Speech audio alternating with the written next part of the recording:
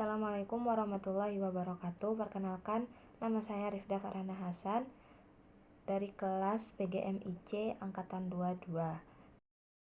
Adapun perbedaan dari KTSP dengan K13, yang pertama ada pada kompetensinya. Pada KTSP, standar isi itu ditentukan terlebih dahulu melalui Permendiknas nomor 22 tahun 2006, baru setelah itu ditentukan SKL, yakni standar kompetensi lulusan melalui Permendiknas nomor 23 tahun 2006. Sedangkan pada kurikulum 2013, SKL ditentukan terlebih dahulu melalui Permendikbud nomor 54 tahun 2013, baru setelah itu ditentukan standar isi berbentuk kerangka dasar kurikulum yang dituangkan dalam Permendikbud nomor 67, 68, 69, dan 70 pada tahun 2013. Kemudian mata pelajaran. Pada KTSP, mata pelajaran itu dirancang berdiri sendiri dengan kompetensi dasar sendiri pula, yang mana totalnya yakni ada 11 mata pelajaran yang harus dikuasai siswa. Sedangkan pada kurikulum 2013, semua mata pelajaran diajarkan dengan pendekatan yang sama atau saintifik, yakni mengamati, menalar, bertanya, dan mencoba. Yang mana pada mata pelajaran tersebut memiliki hubungan yang terkait. Dan total pelajaran yang harus dikuasai siswa yakni ada 6 hingga 7 mata pelajaran. Kemudian ada proses pembelajaran.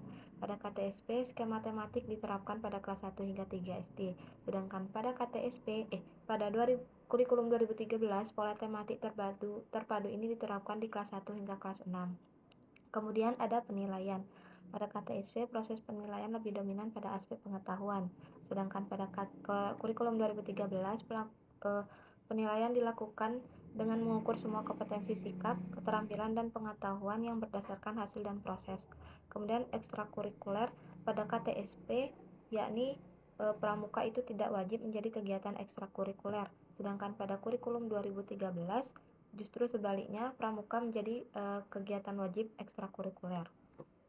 Kurikulum 2013 menekankan pembelajaran tematik yang berorientasi pada siswa. Jadi kurikulum 13 itu berusaha untuk membuat pelajaran menjadi lebih berpusat pada siswa atau student center, yang dimana siswa dianggap sebagai subjek utama dalam proses pembelajaran.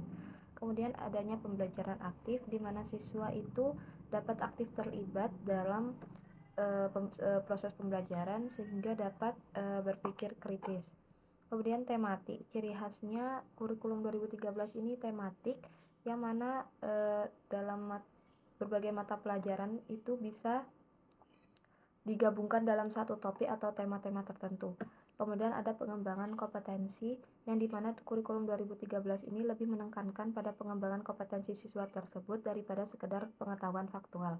Kemudian ada pembelajaran kolaboratif, yang mana mendorong pembelajaran kolaboratif yang dimana siswa itu dapat bekerja sama dalam suatu kelompok untuk menyelesaikan tugas yang sudah diberikan.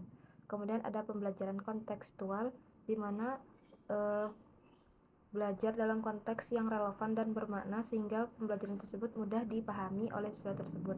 Kemudian ada peningkatan kreativitas, yakni kurikulum 2013 itu lebih meningkatkan kreativitas siswa dan diberikan kesempatan untuk siswa tersebut mengemukakan ide-ide mereka sendiri.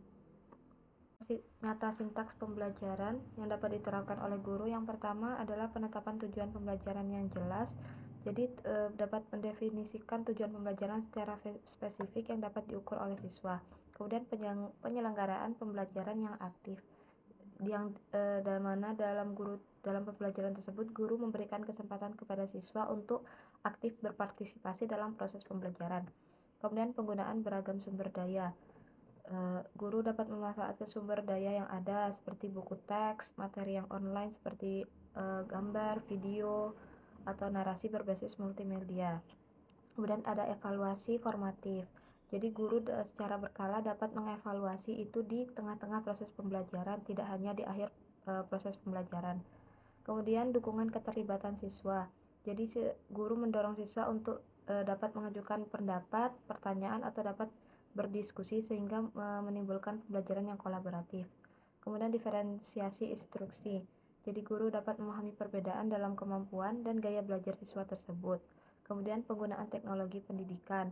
Pembelajaran yang menggunakan platform pembelajaran online seperti e-learning, Google Classroom, dan lain sebagainya.